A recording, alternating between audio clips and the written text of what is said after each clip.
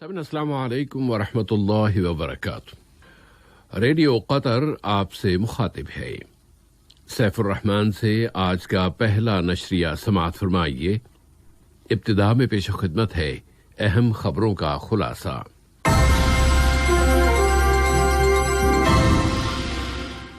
صاحب سمو امیر نے جمہوریہ پاناما کے صدر کے نام دو طرفہ تعلقات سے متعلق ایک دستی خط ارسال کیا ہے۔ قطر نے آذربائیجان اور آرمینیا کے درمیان فائر بندی کا خیر مقدم کیا ہے۔ وزیر صحت نے کینسر کے علاج اور تحقیقات کے نیشنل سینٹر میں مختصر قیام کے یونٹ کا افتتاح کیا ہے۔ صدر ٹرمپ اپنی عوامی سرگرمیاں دوبارہ شروع کر رہے ہیں، اور شام و لبنان کے وسیع تر علاقوں میں آگ لگی ہوئی ہے۔ یہ تھا اہم خبروں کا خلاصہ، اور اب پیش خدمت ہے ریڈیو قطر سے آج کا پہلا مفصل نشریہ۔ بسم اللہ الرحمن الرحیم۔ صاحب سمو امیر شیخ تمیم بن حمد آل ثانی نے جمہوریہ پاناما کے صدر لورنٹینو کورٹیزو کے نام ایک دستی خط ارسال کیا ہے۔ یہ خط دونوں ملکوں کے باہمی تعلقات اور انہیں فروغ دینے کے وسائل سے متعلق ہے۔ نائب وزیر اعظم و وزیر خارجہ شیخ محمد بن عبد الرحمن آل ثانی سے امریکی کانگریس کے ایک وفد نے ملاقات کی ہے، جس میں دونوں ملکوں کے درمیان تعلقات و تعاون اور مشترکہ دلچسپی کے موضوعات کا جائزہ لیا گیا ہے۔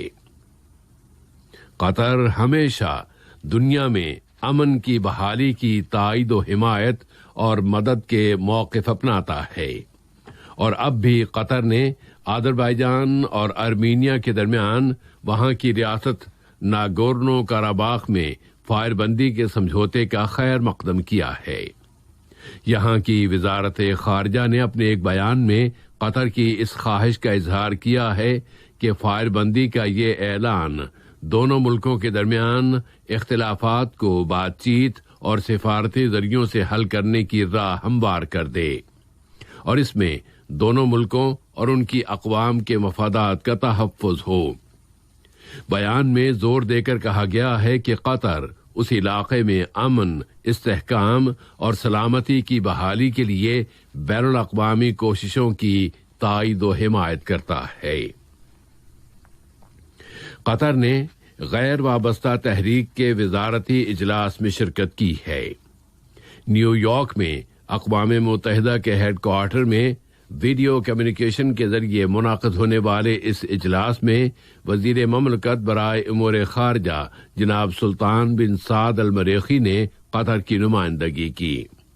انہوں نے زور دے کر کہا ہے کہ یہ تحریک اپنے قیام کے وقت سے ایک منشور کے اصول و مبادی کو راسخ کیا جاتا ہو، اور یہ قطر کی پالیسی کے عین مطابق ہے، اور وہ اس تحریک کے ملکوں کے ساتھ دو طرفہ احترام، دوسروں کے اندرونی معاملات میں عدم مداخلت کے اصولوں کی بنیاد پر تعاون کر رہا ہے، اور غیر وابستہ تحریک کے ملکوں کے منصفانہ مسائل کی وہ مدد و حمایت کرتا ہے۔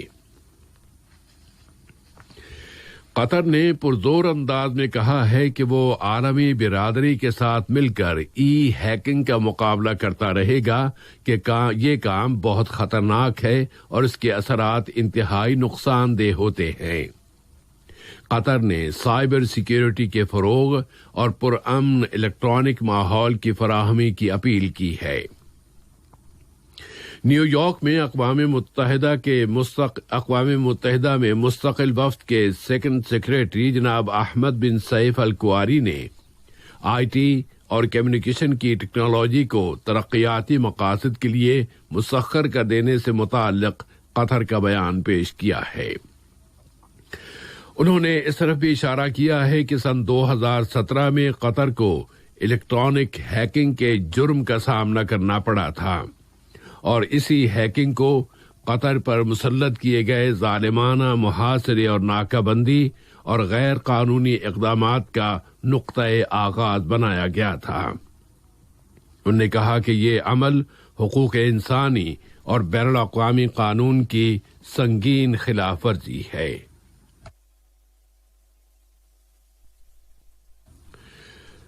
وزیر صحت ڈاکٹر حنان محمد الکواری نے کینسر اور سرطان کے علاج اور تحقیقات کے نیشنل سینٹر میں مختصر قیام کے یونٹ کا باقاعدہ افتتاح کر دیا ہے۔ اس موقع پر انہوں نے کہا ہے کہ کورونا وائرس کی عالمی وبا کی وجہ سے ہیلتھ سسٹم پر پڑنے والے دباؤ کے باوجود صحت کی دوسری سروسز پر مسلسل توجہ دی جا رہی ہے۔ پھر ملک میں کورونا وائرس کی تازہ ترین صورتحال بتانے کے لیے وزارت صحت نے اعلان کیا ہے کہ ملک میں کورونا وائرس کے مزید 178 کیسز رجسٹر ہوئے ہیں، جبکہ مزید 208 مریض اس بیماری سے اب شفا پا گئے ہیں۔ اس طرح ملک میں گزشتہ 24 گھنٹوں کے دوران صحتیاب ہونے والوں کی تعداد اب 1,24,767 ہو گئی ہے۔ اندرون ملک قطر کی کامیابیوں کا سلسلہ جاری ہے، تو اس کے ساتھ ہی ساتھ اس وبا کا مقابلہ کرنے کے لیے عالمی سطح پر بھی قطر کی مدد اور حمایت کا سلسلہ جاری ہے۔ قطر نے اس عالمی وبا کے اثرات میں کمی لانے کے لیے تعاون اور شراکت کے اصول کی بنیاد پر کام کی اہمیت پر زور دیا ہے۔ اقوام متحدہ میں قطر کی مستقل مندوب سفیرہ الشیخہ علیہ احمد بن سیف آل ثانی نے وہاں دیے گئے اپنے بیان میں قطر کی جانب سے دنیا کے 10 ملکوں کو دی جانے والی امداد کا ذکر کیا ہے تاکہ وہ ممالک اس وبا کا بھرپور مقابلہ کر سکیں۔